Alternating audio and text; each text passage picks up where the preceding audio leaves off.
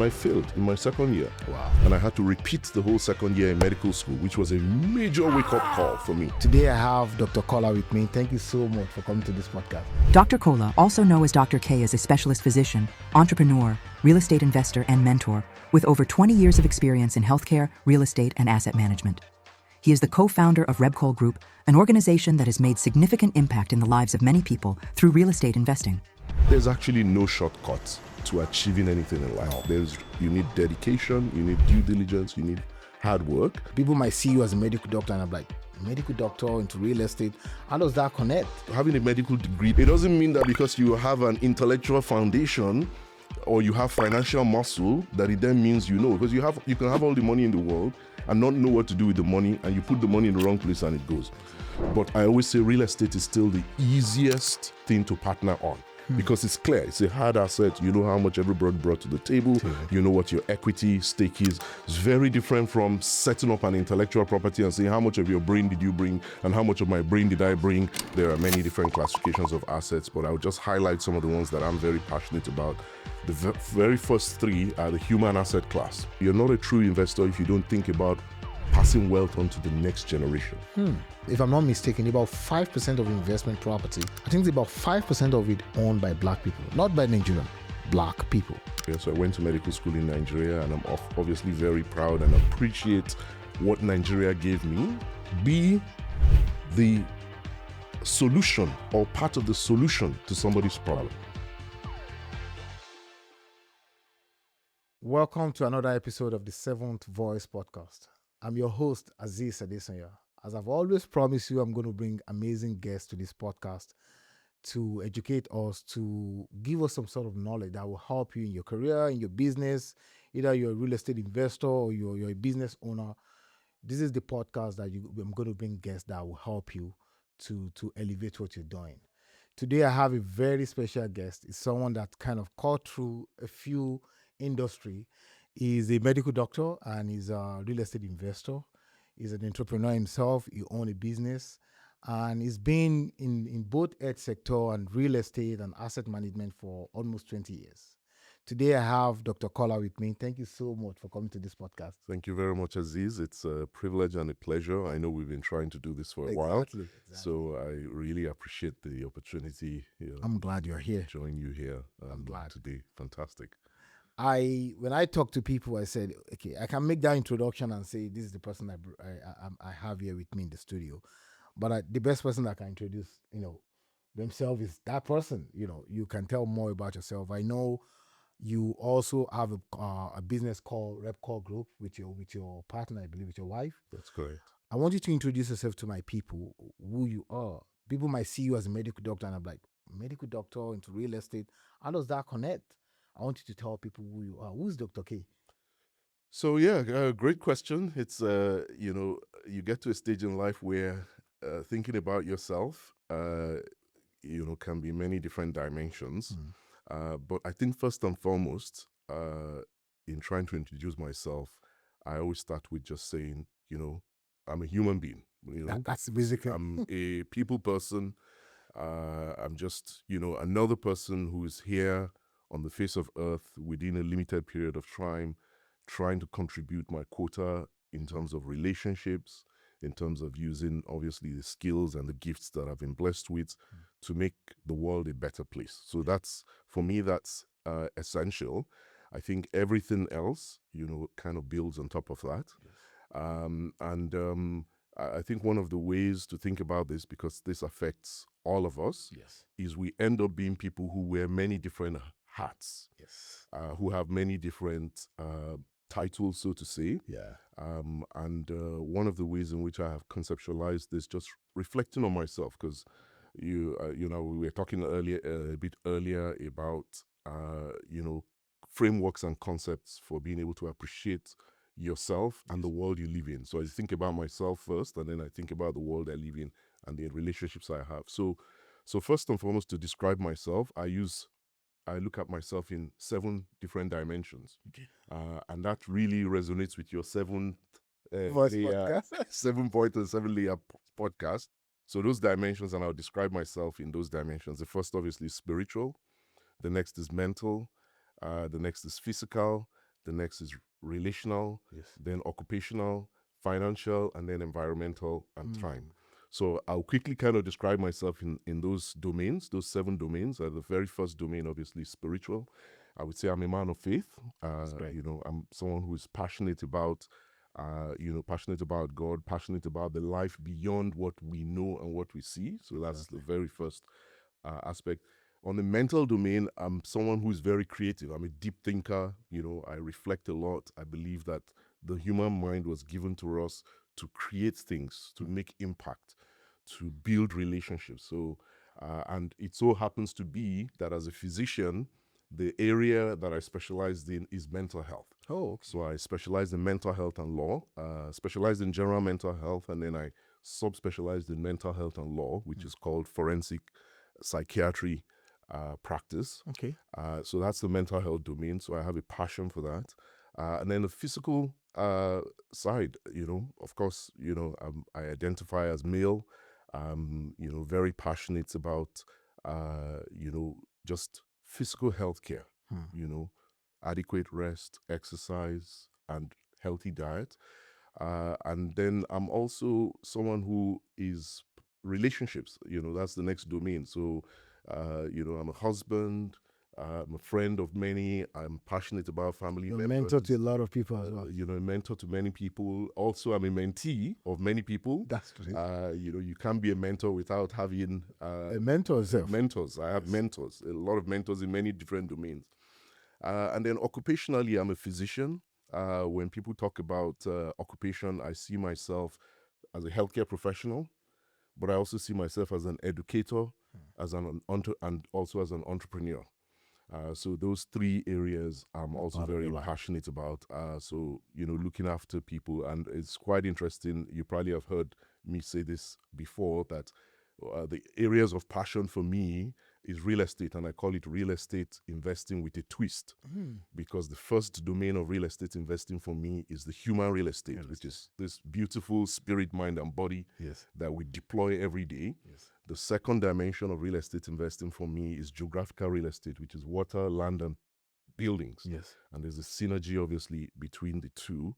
And I'm really passionate about those two, for sure. Wow. And then the last, obviously, is financial.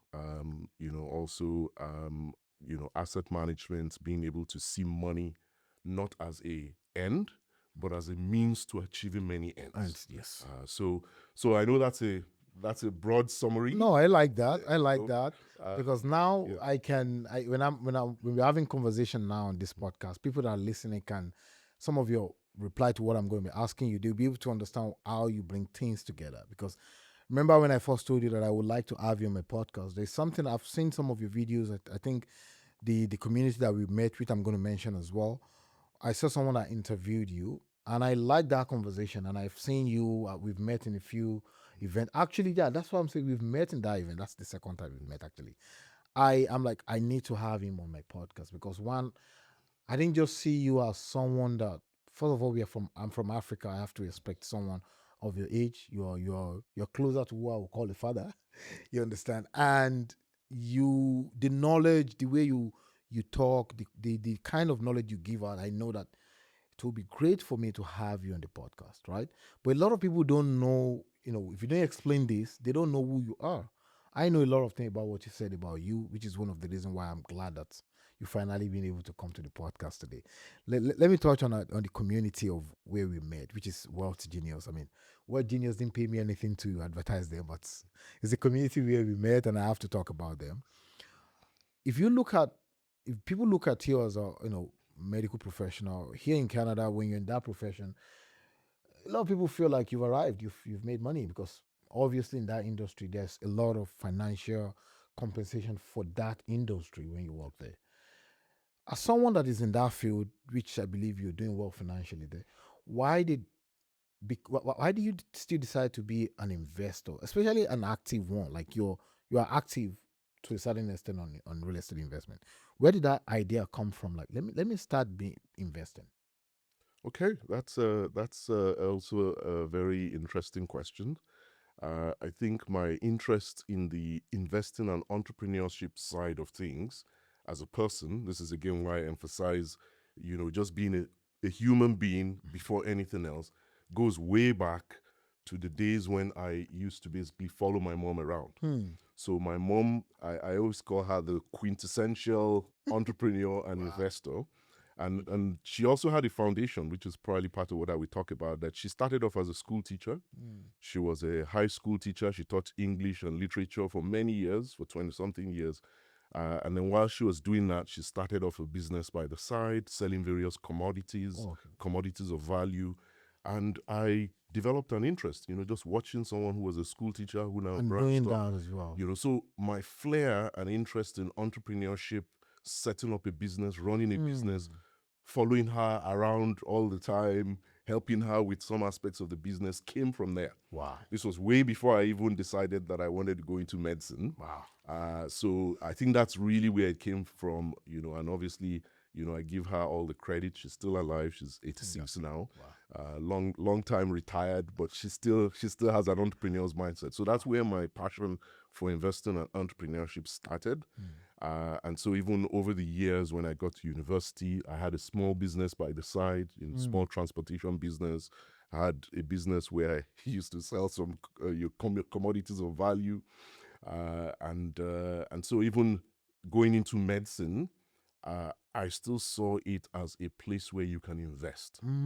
Because as a healthcare professional, you're investing in people's lives. That's true. And I know we're talking about this earlier, and I'll bring this in at this stage also, is that in the classification of assets, assets are obviously substances or activities or things of interest that appreciate in value and also have the potential to generate income and also have the potential to make impact. Especially if you nurture it. Yes, if you nurture it, exactly. So it can appreciate in value, can make impact, and can generate income. Yes. And so, in the various asset classes, I know there are many different classifications of assets, but I'll just highlight some of the ones that I'm very passionate about. The very first three are the human asset class. So human relationships, for me, is the number one asset class that has made a difference in my lives and in the lives of so many other people who the relationships you build with them, not just for yourself, as leverage for yourself, but also leverage for other people. The second asset class, in my opinion, is insurance. Various forms of insurance products that really protect the foundation and protection for a lot of things that people do. And the third is real estate investing. And I'll run through them quickly. We may touch on them as we go on. The fourth is developing a business, an active business. Being an entrepreneur. And then, of course, we have the more common ones like the paper asset class, stocks, bonds, mutual funds, and the public fund. And then the fourth is the commodities of value, like what my mom used to trade in, oil and gas, various agricultural products, gold, and things like that. And then the seventh, which I think is also very, very important, is intellectual property. So this podcast that you're doing is a classical example of an intellectual property asset. Books, courses, various intellectual assets that people deploy is also huge. People don't talk about that so much, but we know that there is a lot of impact, income, and appreciation that comes from that passively. And then, of course, after that, we talk about the retirement asset classes, various types of pension vehicles that could be deployed. And the last but not the least, which I came up with, is the integrated systems. When you're able to, there's almost nothing that you want to do in life. You have to have like strategy and systems that you put in place that will help it work. Now we'll connect everything together. So that's, over time, because I've had that mindset of an investor and an entrepreneur over time, it has helped me to look at life in those lenses. Yes, like those lenses, those multidimensional lenses, and to bring so many things together. Again, for those three reasons: A, the appreciative value; B, the income; but most importantly, the impact that it makes in relationships. That's really, I like the way you go deeper on some of these things, because people need to understand that everything we do in life is just not straightforward. You're a medical doctor, you own business, you have real estate. I think I've never seen anyone that have done well in life that have only one thing they're doing, because at one point you need something that will challenge you. Now, talking about the challenges, I have two questions I want to ask on that, but let me flip that coin to talking to you as an immigrant. I want you to touch on your immigrant story moving to Canada. Obviously, you were not born in this country. True. And every immigrant have their own story. There might be a little bit of things that will connect those stories together. Mine might be different from yours, but the challenges we go through at the beginning of when we move here. Tell me a little bit of when you moved to Canada or when you probably move out of Nigeria. Tell me the immigrant story. How did you start building yourself in this beautiful country? Yes, so you're absolutely right. I think everyone in life has a journey. I call it the GST. Has a journey, a story, and a testimony. Yes. Particularly for those of us who obviously are, immigrants, Yes. who have moved between countries. Yes. My wife and I, we always kind of laugh and tease that, we're like one of the prime examples of people almost like career nomads. Because, I left Nigeria 20-something years ago, so a long time ago, after finishing medical school in Nigeria. So I went to medical school in Nigeria, and I'm obviously very proud and appreciate what Nigeria gave me. Nigeria as a country is rich in human resources, rich in natural resources, and the human resource that I believe Nigeria gave me as a foundation was going to a medical school that really built a lot of resilience in me. Wow. Of course, medical school was tough in It Nigeria. was, because, I could have been a medical doctor if I followed what my dad told me, so I know how tough it is. Yeah, it was tough. And, when you see people that have seemingly achieved certain things in life, sometimes you look at them and you think it just happened. Or you It think didn't it's easy. Yeah, it was not easy. Medical school was tough. In fact, I dare say, again, just in the spirit of openness and authenticity, that in my first few years in medical school, if I was a local champion, obviously coming from, high school and things like that. So I didn't take the first few years as seriously as I should. And I failed in my second year. Wow. And I had to repeat the whole second year in medical school, which was a major wake-up call for me. So that, in a sense, was a wake-up call that made me realize that there's actually no shortcuts to achieving anything in life. No. You need dedication, you need due diligence, you need hard work. So I repeated that year, but after repeating that year, I said, never again. Never again. Now I take everything serious. I have to take everything seriously in medical school because I came this close to being kicked out. Wow. And this was somebody who I would say amongst my peers, back in the days, I would have considered myself to be somebody who was, intelligent, yes, but it still required applying yourself. So by the time I left the shores of Nigeria, I moved to the UK. And the first challenge in the UK was writing the exams. To qualify, to be able to be a medical doctor there. Exactly, to be able to get a license there and do a residency, a specialist training in the UK. Fortunately, by the time I arrived in the UK, my wife and I got married just before I moved to the UK. And so we were a young couple, started off there, wrote the exams. Again, it was rigorous. I was working. These are some of the challenges that immigrants face. And again, this is an opportunity to encourage, any members of our audience, encourage and inspire them that, yes, sometimes you have to work and study, work and study. And you just have to know you have to continue. Yeah, I remember the days when I will go and work all day, and then after work in the UK, studying for these exams, then go somewhere to study. And when I'm coming back, I will sleep off on the train, and the train will pass, will go past its stop and end. End up at the end of the rail. Oh my goodness. We called it the Northern Line. Yeah. The Northern Line in UK, the subway. And end up at the very end. And now I have to take a bus back because I slept off. So it was rough, it was tough. But finally I got into a residency training, did my general mental health, general psychiatric residency training. Finished that. Again, that was not without its own challenges along the way. But constantly applying myself, constantly drawing strength from mentors. Drawing strength from peer encouragement, drawing strength from community. And it was in the midst of that training phase that the second level of my interest in real estate was born. Oh, okay. Even though, yes, I had been exposed to real estate investing back in Nigeria, and we'll probably talk about this, we, bought a property at the time. In the UK? Yeah, bought it in a strategic, and this is some of the things about real estate, bought it in a strategic location. Again, by accident, not because it was not really by design. Not because you know what you're doing very well. We knew exactly what we're doing very well, but we bought it in a strategic location, bought it at a strategic time, and most importantly, bought it for a strategic price, which I mean, we bought it significantly undervalued. Those three things, the location, the timing, And the price. and the price. You wouldn't believe we still own these properties, 20-something years old now. Wow. And my wife and I call it the goose that keeps laying the golden egg. Because we've refinanced it several times, and anytime we refinance it, we pull equity out of it and use it to buy another thing. more pieces of real estate. So that was like a foundation and an exposure to this world of real estate investing out in the West, where you have leverage to say, wow, okay, there's something here. So that was the introduction to real estate investing. So finished the residency training, practiced in the UK for a while, and then 14 years ago, we decided, well, let's see if we can travel somewhere else as a family, get some additional exposure, both medically and location as well. location.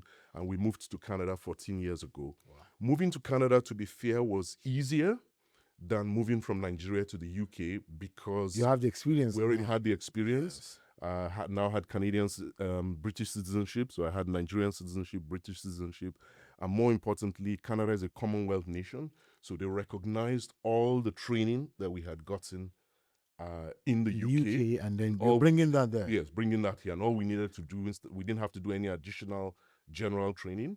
All we needed to do was to write the Canadian board exams. Oh, okay. So my wife is also a physician, so we both wrote the Canadian board exams, passed them, and we're able to get into practice here. That's a long journey. So I know it's a long journey. That's a very long journey. That's a short summary. Yeah, I get it. And, talking about the challenges, because you mentioned a lot of things now that actually helped me to know, okay, my next thing I want to ask you, that makes sense. You've mentioned how you were able to, where you are today, you obviously thank God. God have blessed you, your family, your business. But there are a few things you mentioned in what you're saying now. You have to study while you're trying to write the exam, and you have to work. And that doesn't stop you from, because I see a lot of people coming to Canada, a student or something, within 3-4 years with what you're facing. I'm not saying Canada is heaven on earth. I don't think there's any heaven on earth. You make a place where you love your home, you understand. And they kind of give up easily because of what you're going through. Even some will say, 20 years ago, Canada was better. I think everybody go through their own. You're talking about 25 years, 22 years story now that you moved to the UK. That's a long time. Yes. You're talking about 14 years ago when you moved to Canada. The good thing is when you are moving, you're moving with a different citizenship and the knowledge. So you make it easier. I still know that doesn't mean when you come to Canada, you still don't face your own challenges here and there, right? As an investor, I want to talk a little bit about, investing in real estate. What are the challenges that you can still remember when you started, buying multifamily properties, which is what we both focus on in that community, and doing joint venture, bringing people together, funding, raising funds. Tell me the challenges you face in doing this, raising funds, doing joint venture, investing in multifamily. What are the challenges you faced that you're still facing probably? Yes. So and I will try and take it systematically in terms of challenges with being able to scale. The first thing I would highlight is that, like most things in life, there are usually 3 phases to consider. The first, obviously, is usually the entry and acquisition phase. So breaking into an industry or entering into an industry or acquiring something in an industry, that's phase 1. Phase 2 is to be able to stay in that industry. Yes, stay in the industry, which is now get your foot really deep into the industry, being able to optimize it, being able to stabilize it, learn. So that's it. And then phase 3 is usually has to do with either expansion or exit. So if you think about it in that, you can apply this principle almost to anything that you set out to do, especially in business. So the first challenge for us was we realized that, yes, there is power in real estate because we had invested quite a bit in Europe. But to break into the North American market, the first 3 to 4 years was settling in, wrote the Canadian exams, got into medical practice, settled, but we knew we wanted to scale. So the first challenge was, how do we get the education and the network? And very critical to this for for our community, which is I call it the Afro-Global community. That's number 1. Then, of course, for my community, the healthcare community, it starts with mindset. You don't know what you don't know. You don't. Regardless of what your profession is, regardless of what your background is, the first thing starts with a mindset shift, a humble mindset to say, I actually don't know that much, because having a medical degree does not, they didn't teach us anything about financial literacy in medical school. They don't teach So it anyone. doesn't give you, it doesn't mean that because you have an intellectual foundation Yeah. or you have financial muscle that it then means you know, because you can have all the money in the world and not know what to do with the money, and you put the money in the wrong place and it goes. Exactly. So the first challenge for us was, how do we expand our knowledge base? And so we had to, pay good money to get involved in, a few organizations where we're going to get formal, proper education and learning. So those were the two initial challenges for us. So you had to spend money to acquire more knowledge, and not just even knowledge, to build networks. To expand that network. Yes. Yeah. Because you don't want to make mistakes. Now that you want to expand, you have to get to know people. So for me, that was the first challenge. The second challenge was appreciating after a short while, because you can only go so far alone. There's an African proverb that says, if you want to go further, if you want to go fast, you go alone. But if you want to go further, you have to go together. Yes. And we see this in pretty much every area of business. And I'll start with the public markets.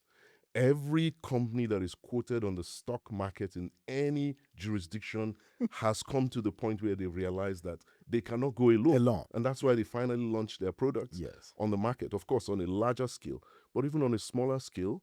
And I'll use one example, again, just for people's benefits, especially healthcare professionals who appreciate this, is that this human asset class that is magnificent, right? I mean, we all appreciate, you only need to stand in front of the mirror and you realize that it's magnificent. It really exudes that principle, because cells come together to form tissues. Tissues come together to form organs. Organs come together to form systems. And it's all, remember, it starts from cells. Cells, tissues, organs, systems that work together to make become human, to make us as productive as we are as human beings. So for me, the second challenge was, how do I scale? And I knew that scaling requires bringing people on board, providing education. And that was a challenge, because I realized that there are a lot of people, both in the various communities that I belong to, that have challenges with being able to change their mindset. Some people are used to, again, given different backgrounds, used to doing things alone and not going as far as they should. So for me, that was a big challenge. To a large extent, obviously being able to overcome that required education, required encouraging people, required showcasing, being able to showcase things that had been done for people to see as an example, and then for people to obviously come on board and say, this is something that we can do. But yes, I think those were some of the challenges that I would say I encountered in that space. And then, of course, I also have to add this, that having a busy medical practice, because my active medical practice is 4 days a week. Wow. The good thing is that you get to a stage in the practice of medicine where you have a bit more flexibility and autonomy, which is over your time. over my time, managing my time, my resources, and all that. But being able to balance my time to say, okay, I'm going to invest X amount of time in real estate, education, networking, and then taking more an active role, especially in syndications, because I had to lead a number of syndications. I know. You told me that on one of our calls that time. For raising capital, and I know the amount of time you spend even on a call with someone, only for the person to tell you, well, sorry, I'm not interested. I'm not going to. Or they say they're interested and they go so far, and then at the very last minute they're pulling out.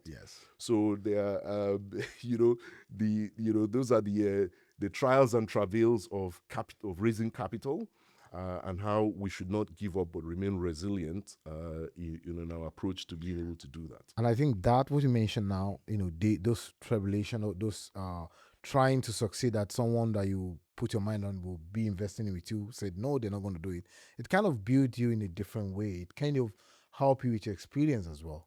And that will lead me to our community, because I know the first time I was on a call with you, which I never call you a mentor, but you are a mentor to me, because I still remember vividly that conversation when I had a video call. It was a video call with you. I was working on a deal at that time, and I needed your guidance. You mentioned a lot of things on that call, and some of them kind of fall back on our community, the as you call them, Black global community, as you call them. It falls on us. I think, if I'm not mistaken, about 5% of investment property. I don't think, maybe it might be around 5 or a little bit of 5 now. about 5% of investment. I'm not talking about detached home down the street. I'm talking about multifamily investment property in Canada. I think it's about 5% of it owned by black people, not by Nigerian, black people. And you and I, we've tasted our own share of rejection from our own community. One, because the trust is there, we don't really trust each other that much. Two, the education I would say, and not only black people, I would say a lot of human being naturally they want something faster. I think the current generation, which I'm part of, by the way, we want something faster. I mean, your generation might be a little bit like looking at things in long term, especially with what you've gone through in life. But let's talk about my community. What's happening?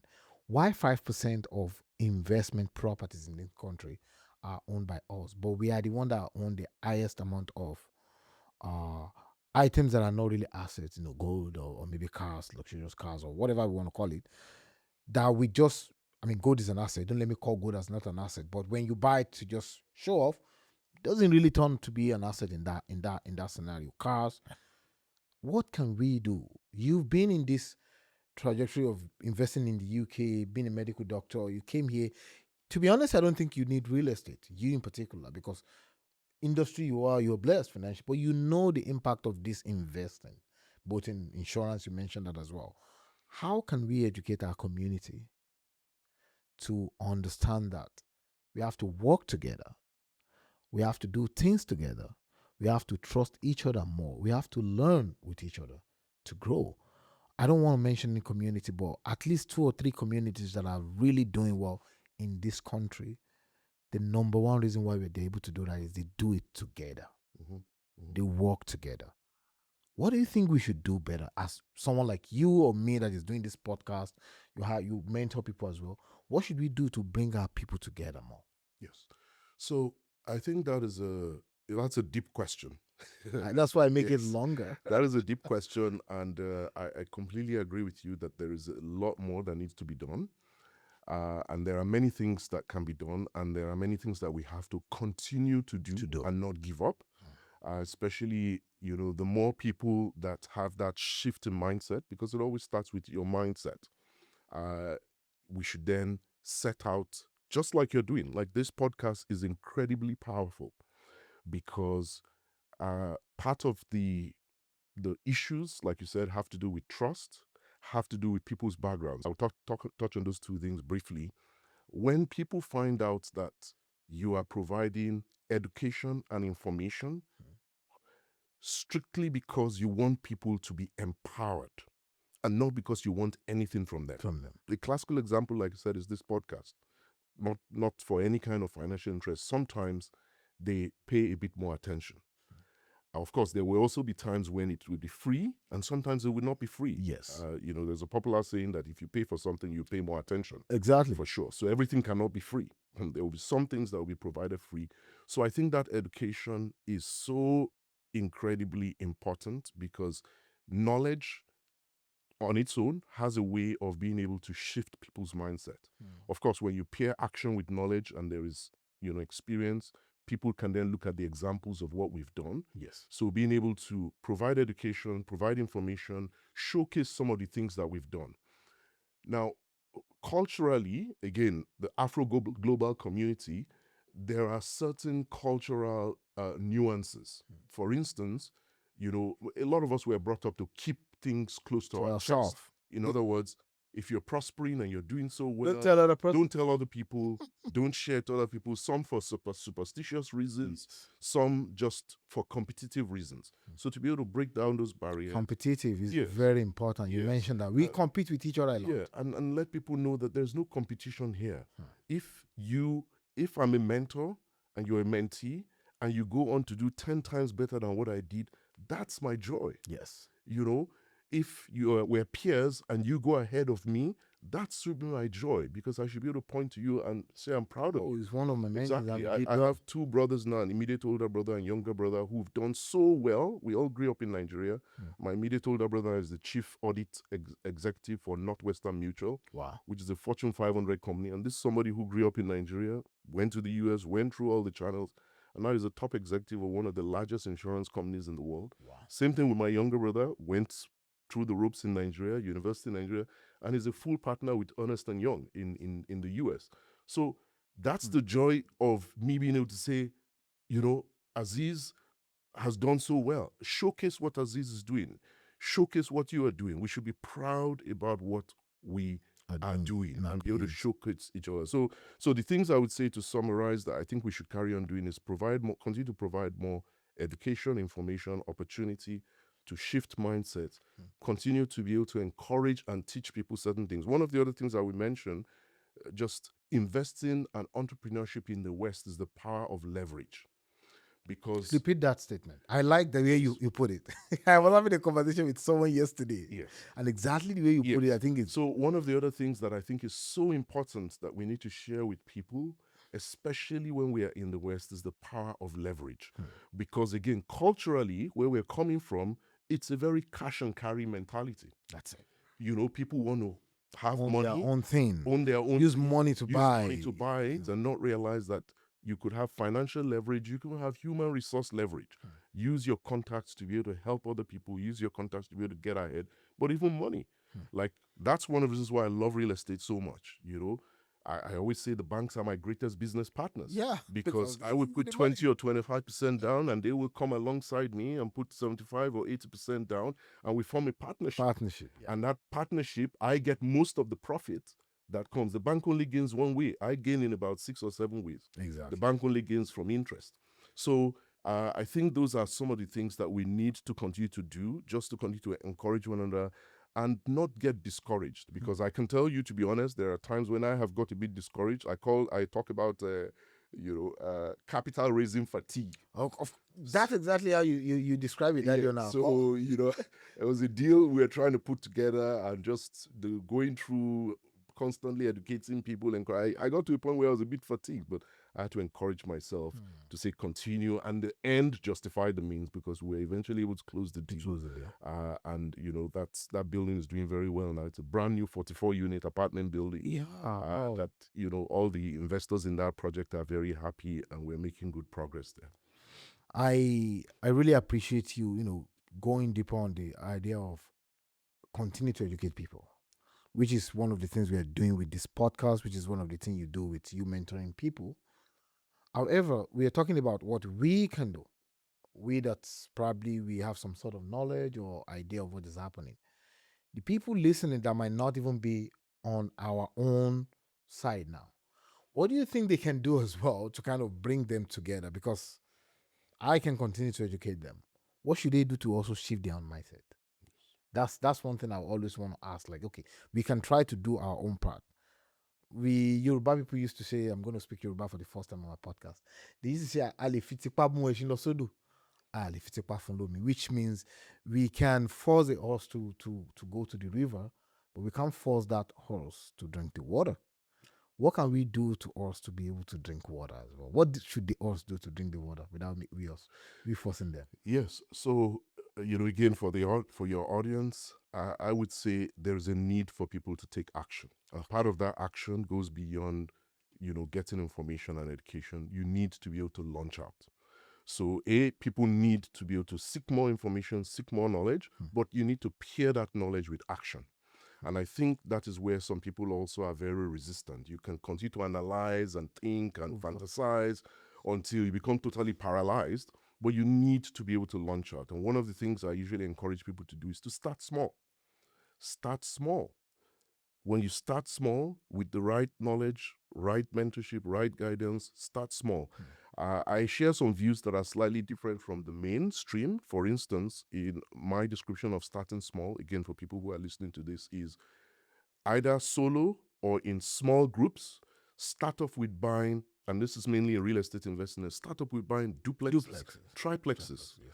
Single family home, in my opinion, really is for you to live in. It's not really an investment property per se, right? Even though it blesses you, it gives you shelter and all that. But when you want to start investing, come together, buy a duplex together, buy a triplex, start small. You need to take some action, because there are certain things you will learn on the job. Yes. That you will not learn in a classroom and you will not learn in a podcast. And you don't want to learn on 20 units. You want to learn it on duplex. Yes, exactly. You're going to make mistakes. Make mistakes in duplex, triplex, and fourplexes before you go hard. So action, I think, is so important. People need to be encouraged to take some action, whether they're doing it solo or whether they're doing it co-buy. So I have small investment groups, I have, partnerships where it's just 2 couples, 3 couples coming together.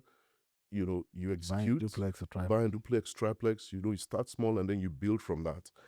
So that, I think, would be something that I think is critical that people should consider doing. I completely agree with you. Starting small is going to give you that even confidence to say, okay, I can do this. It's possible. I want to look at your journey now over the last, going to 2 decades in the investing, healthcare, and everything.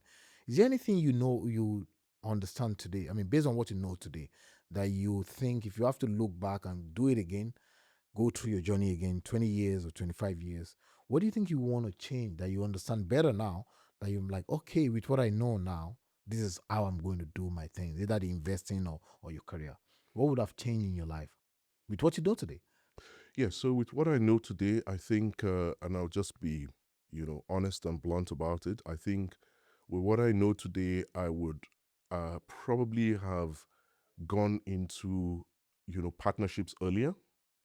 So, of course, we did a lot of things solo, just my wife and I, when we first started. And there's a place for that because you also, learn, uh, you know, on, in the market by doing things. But we could have gone a bit further, if we had at least kind of built a bit more partnership. So I encourage people, try and start that earlier. And the reason why I say try and start that earlier is because there are limitations that come from doing things only by yourself. That's true. Not just in terms of raising the money, but also in sharing risk. People don't realize that when 2 or 3 or 4 people come and you buy an asset, a hard asset together, you're sharing the risk rather than carrying the weight of the risk. Of course, we can talk about some of the things you need to look out for when you're going to partnerships, structures, legal issues, and things like that. But I always say real estate is still the easiest thing to partner on. Because it's clear, it's a hard asset. You know how much everybody brought to the table. You know what your equity stake is. It's very different from setting up an intellectual property and saying how much of your brain did you bring and how much of my brain did I bring and all that. So real estate is easier to set up. You know who is doing what and what they're bringing to the. So I wish, that we had done that earlier. The other one I want to highlight, which I wish that we had gotten involved in much earlier, and I know that this is a deep topic that we won't be able to go into that much, especially out here in the West, is looking into dividend paying, participating whole life insurance, where it's set up in such a way that you have substantial cash value in the product from the outset. Now, again, there's a lot of controversy around this because a lot of insurance agents probably set it up in such a way that the death benefit is the focus, whereas the dividend paying, participating whole life insurance is an amazing product. Again, remember I said my immediate older brother is the chief audit executive of a dividend-paying, participating whole life insurance company, mutual insurance company. But I wish we had started investing in that area much earlier because there are living benefits that come with it. I'll give you one classical example, and again, for your audience, for people to look and research into this more, because what I have done over time is I've put it side by side with real estate investing. And talking about real estate investing, we've invested quite a bit in real estate investing. And I'll tell you some of the advantages. Number one is when you build up cash value in dividend-paying participating whole life insurance, when you build up significant cash value in it, you are able to access that cash value without having to go through all the underwriting. I mean, you and I know what you go through if you're trying to refinance a property. Of course. Whereas you don't have to go through that underwriting if you want to access your cash value in that product. Number two is apart from being able to access the cash value, seamlessly, it doesn't show up on your credit score.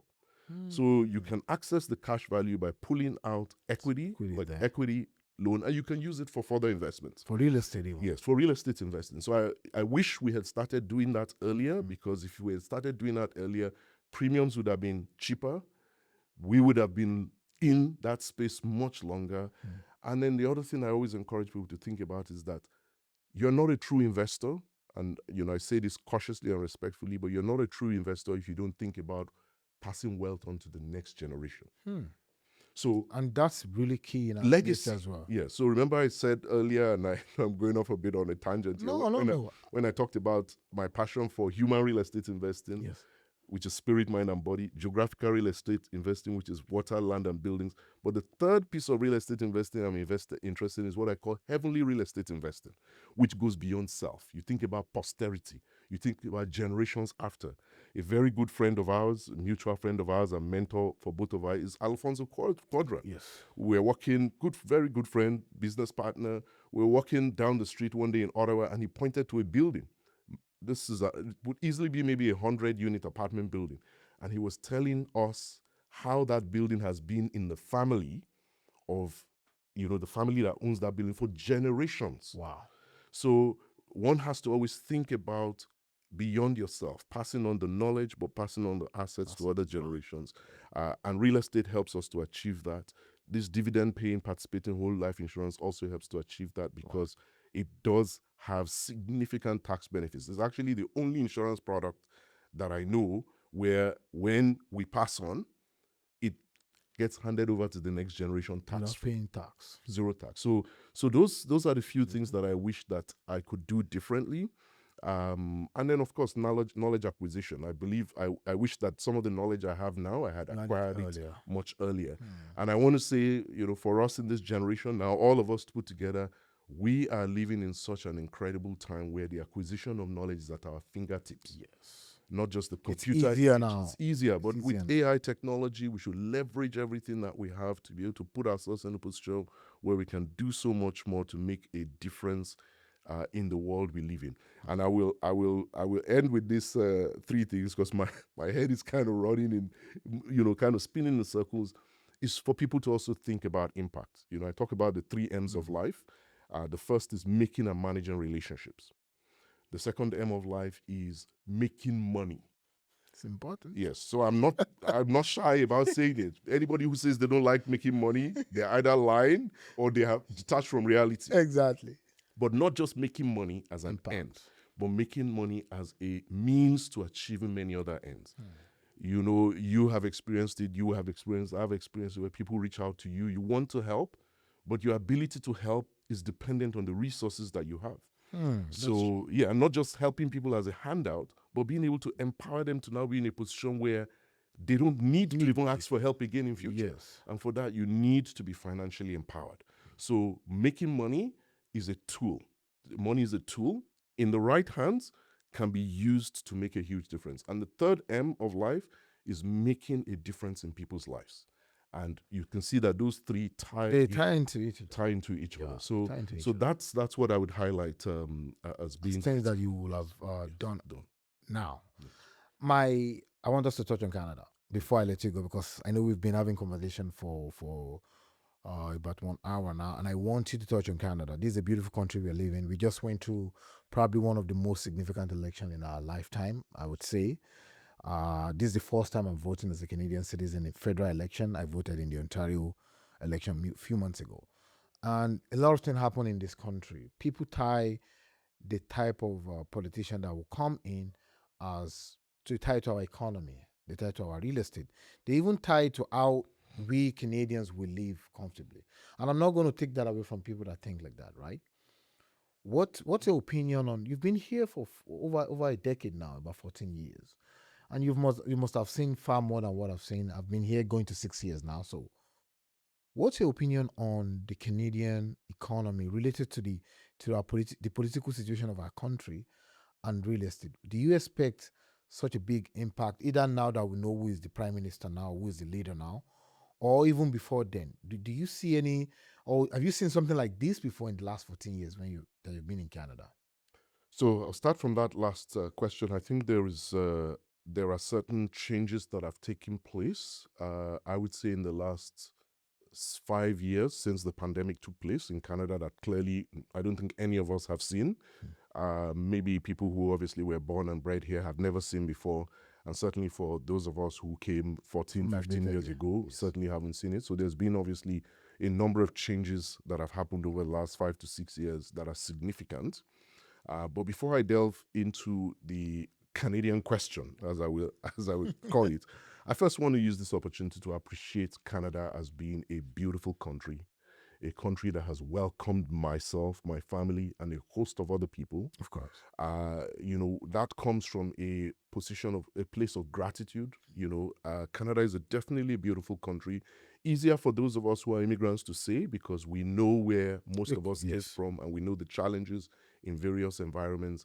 And more importantly, we know that environment makes a huge difference, or can make it a huge difference in the trajectory of a person's life. Yes. And it should never be taken for granted. Yes. I have this logo, which is 2 triangles in a circle. One triangle is spirit, mind, and body. Second triangle is relationships, occupations, and finance. The first triangle is what I call the structural triangle, the human structural triangle. The second triangle is what I call the functional triangle. But the main focus in answering this question is the 2 circles around the triangles, which the one circle has to do with your environment.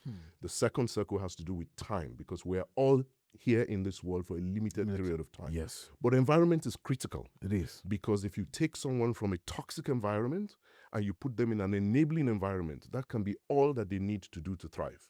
And if you take somebody from a thriving and enabling environment and you put them in a toxic environment, that can be the thing that will completely destroy them. So the power of environment is so important. And so first and foremost, regardless of all the challenges, for you and I, it's easier to understand. Because when people are complaining about certain things in Canada, you look by like, you guys are lucky. And I would say, you haven't seen anything yet. So we must always come from that point of view, Right. which is to even help people who are here to appreciate what they have. Yes. I'll give you a classical example, and I'll still answer your question, but I want to give a classical example because I'm a healthcare professional. I'm a physician. I'm a physician leader. I work in a healthcare environment. I contribute my quota with my team. But I've also lived in an environment where you have to pay for every single thing. Yes. I remember when I used to work in the emergency room back home. When a patient shows up in the emergency room back home, my first assignment back in those days was to give them a long list of things they need to go and buy. Oh my God. Can you imagine? Someone is showing up in an emergency and you're giving them a long list of things they need to go and buy. And this was a teaching hospital setting. It was not a general hospital.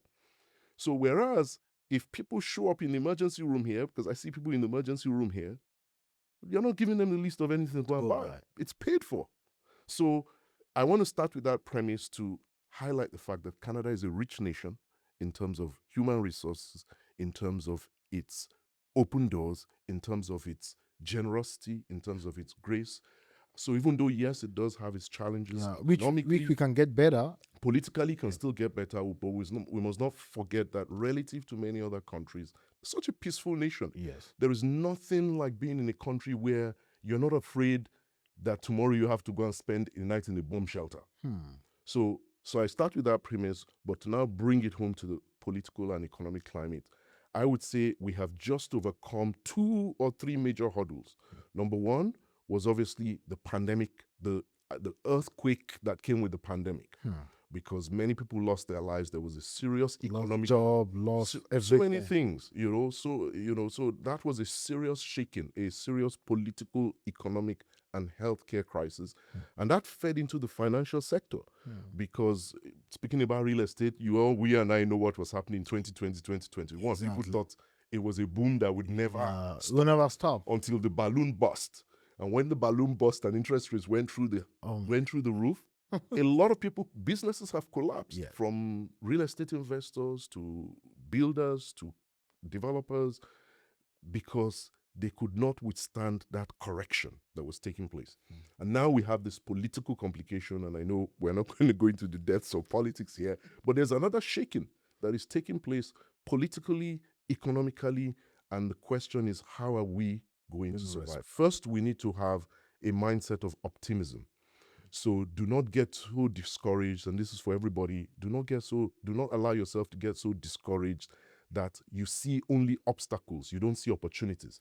Because in life, we were designed to be problem solvers. Yes. You see the problem, but rather than focus only on the problem, start thinking about the solution. What are the opportunities in this problem?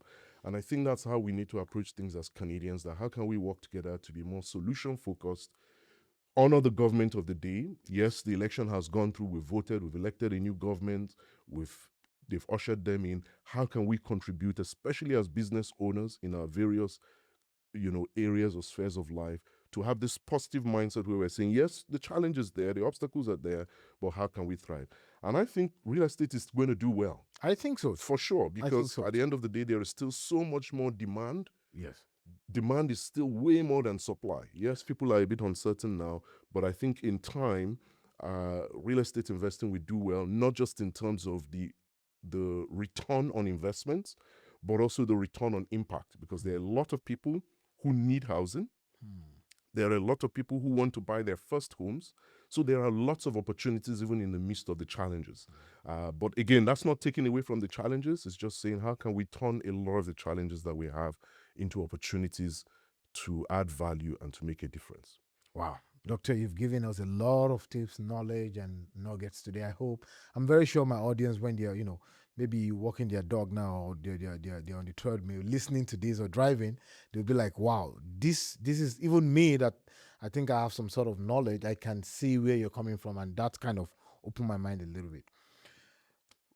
I know we've been having this conversation and you've been sharing a lot of knowledge for my audience and everything. But before I let you go, Dr. K, is there anything that you feel like you would like to leave my audience with today that will be something to round our conversation up, that they could actually still see as the final tips for them to be able to not only withstand what they're going through in life, either in Canada or outside of Canada, their business?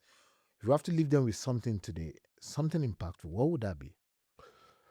Thank you again for that question. I think what comes to my mind to leave with the audience and leave with us, because it's nice to kind of reflect on whatever you share, is to encourage people. There are three things I enjoy doing. One is obviously providing education and information. Second is encouraging and inspiring people. And the third is being able to empower and impact people.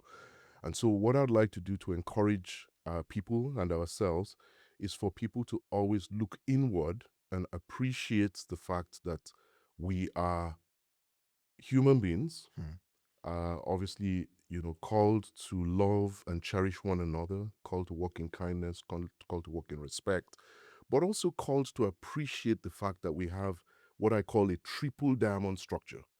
Triple diamond structure, triple diamond function, because there are a lot of people who, there's a lot of self-doubt.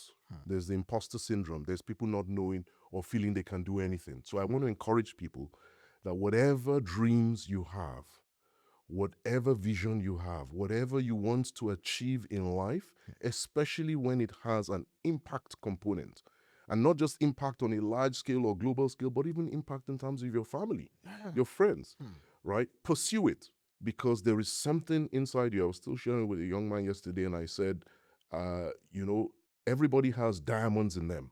Yes. We have diamonds in the rough, and yes, there is a process sometimes for bringing diamonds to what it becomes. It requires the mining phase, it requires the cutting phase, it requires the refining phase, and requires the polishing phase. But it's still a diamond. Yes. And it takes time going through those phases. But it shouldn't stop you from appreciating what you have. Everybody has something to give. So what I would leave with everybody is, and leave with myself, and share with you, is be the answer to someone's prayer, or be part of the answer to someone's prayer. Be the solution or part of the solution to somebody's problem. Yes. Aim to also be the value or part of the value that you add to someone's business. Impact.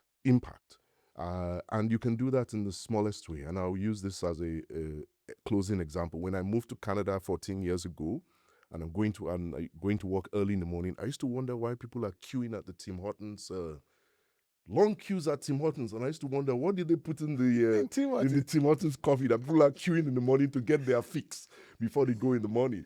5 a.m., 6 a.m. And of course, I later found out that Tim Hortons was a big Canadian chain. People are very proud of what they have. So be proud of what you have. And no matter where you find yourself, especially like working at the Tim Hortons counter, or working at the checking counter in a grocery store, or doing real estate business, or being a realtor, in whichever area you find yourself, see yourself as a solution provider and as a value adder. Go to do your business, go to your job with a smile on your face because you know you're making a difference in someone's life. It could be just that smile. You could be at the till and smile at someone and say, oh, hi, how's your day going? Yes. And that can be the one thing that will make the person brighten up because their day has been a rough day. So there's so much that we can give. Like I always say, even giving a smile, to someone who never expected anybody would smile at them that day can be what they need to be able to kind of, perk up and forge ahead with life with resilience. So, Dr. K, thank you so much for a lot of things you've shared today. I'm sure a lot of people, when they're listening to this, they would know why I've been planning to bring you to this podcast. The amount of knowledge, the amount of passion and love you have for, what you do as a physician, what you do as an investor, what you do as a mentor, as a father, as a community leader. People listening to this now will know why I said you have to be on my podcast. Doctor, thank you so much for coming. thank you too for the opportunity and the privilege to have joined you on this podcast, and I look forward to all the great things that will come from it. Thank you.